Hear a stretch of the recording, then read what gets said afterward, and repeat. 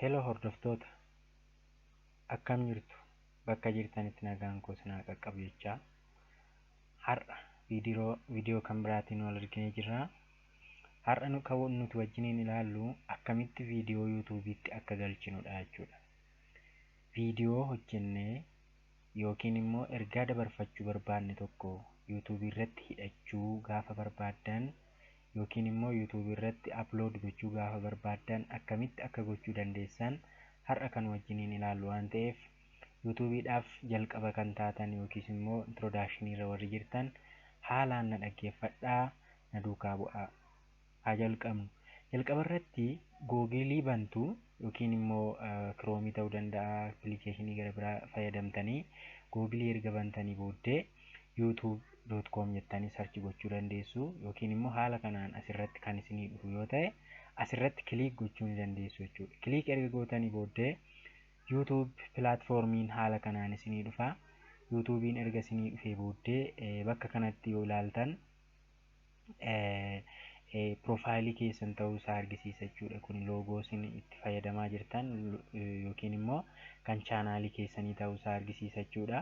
Kan adda keessan ta'uu erga bartanii bakka kanarratti kiliik gootanii create gochuu jalqabdu jechuudha. Upload viidiyoo jettanii kanarratti isa jalqabaa kanarratti kiliik gochuu dandeessu jechuudha. Kun go live kan jedhu onlaayinii pirezentii wanti goota yoo jiraate yookiin immoo otooma qaxxitaa kan dabarfachuu barbaaddanidha. Garuu isa jalqabaa kanarratti viidiyoo keessan galchuuf kiliik gootu jechuudha. Itti aansitanii kan isinii dhufu haala akkas fakkaatu isinii dhufa jechuudha. Select file isiniin jedha. Asirratti kiliik gootanii viidiyoo keessan bakka sana dhaqxanii select gochuu dandeessu jechuudha. Fakkeenyaaf kiliik yoon godhe filannoo keessa na geessa jechuudha. Kanaaf viidiyoon keessan bakka inni jiru dhaqxanii fuutanii fiddu jechuudha. Yookiin immoo drag drop gochuu ni dandeessu. Ani viidiyoon har'aaf itti galchu yookiis immoo isin barsiisuuf jecha viidiyoon har'aa itti galchu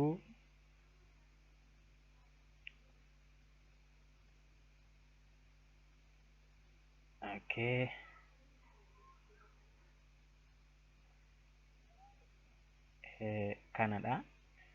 Kana selected godhee booddee opening godhachuudha. Opening yeroon godhe viidiyoon koo seenaa jira jechuudha.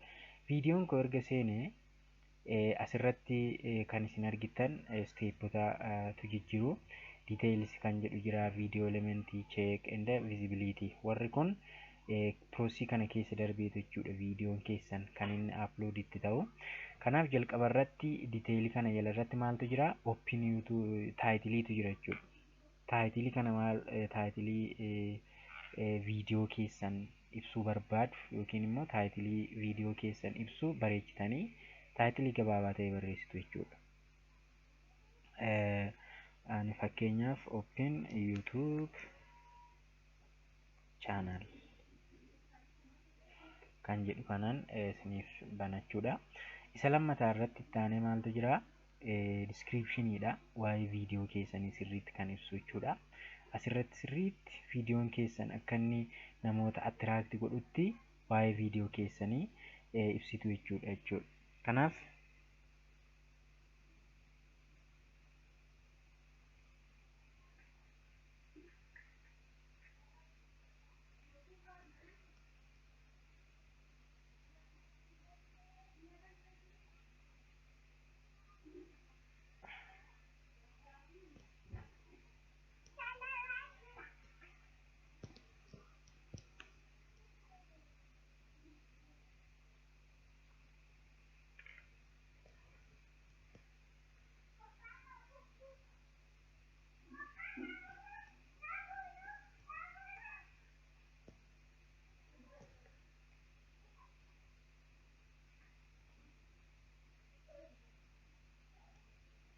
haala kanaan barreessitu jechuudha.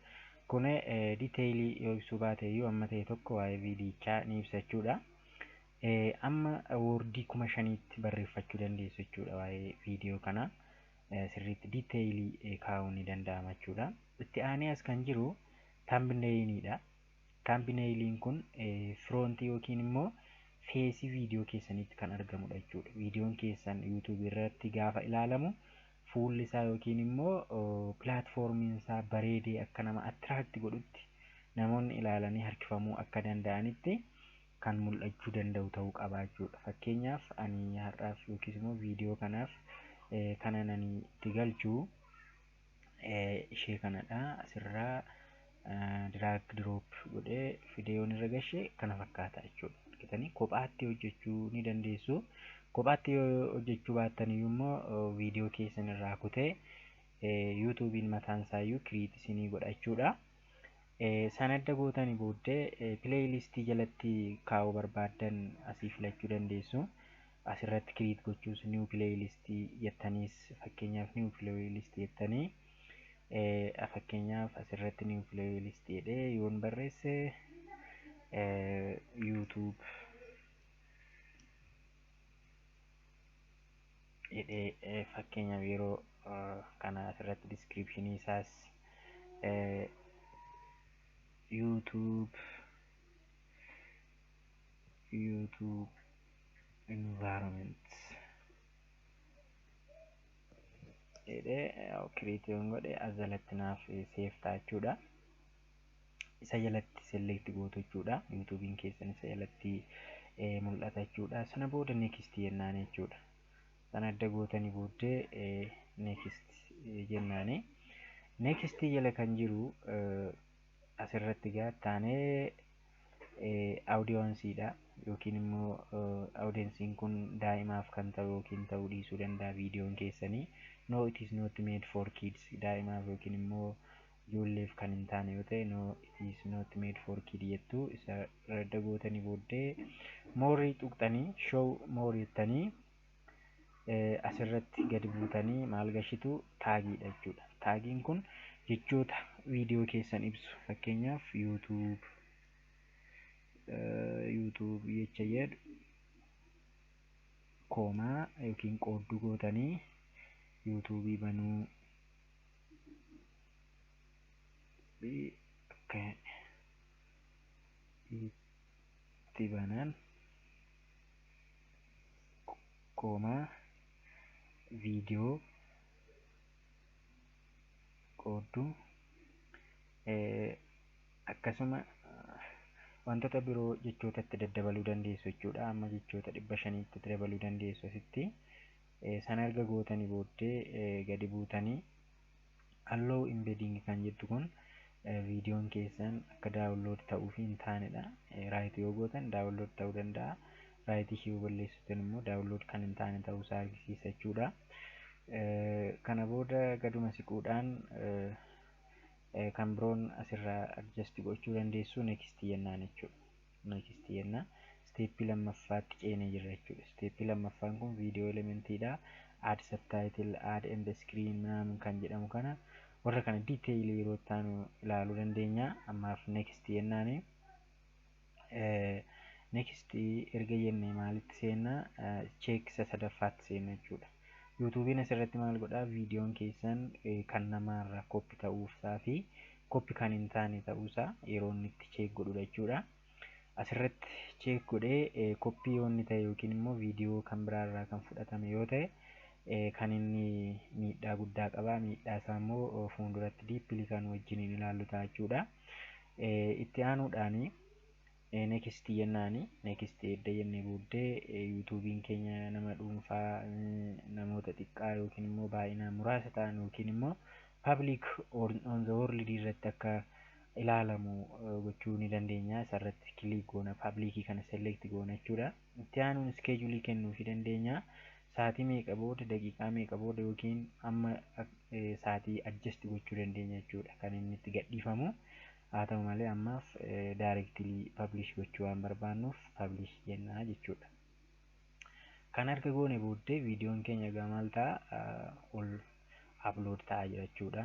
Asii uploadingedha isinii lakkaa'aa jira parsantiin isaa meeqarra akka ga'e. Ammaaf parsantii 51 irra jira. Daqiiqaa 8 booddee ni xumura jechuudha. Upload godhee ni xumura.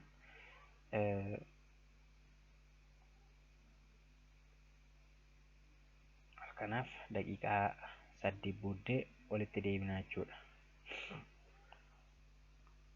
Okay, xumuree jira. Amma erga xumuree kana close goonee viidiyoo keenya jala dhaqnee yoo ilaallu viidiyoon keenya seenee jira jechuudha. Viidiyoon amma nuti galchine haala kanaan jalqaba irratti dhufee mul'ata.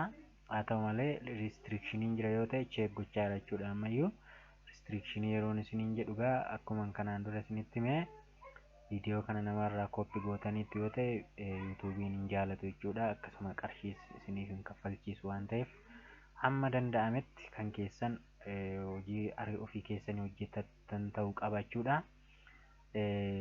Koppiraayitiin keessan nanii ta'uu qaba jechuudha. Haaluma asitti argitan kan viidiyoon hundumtiyyuu nan kan jedhu ta'uu qaba jechuudha.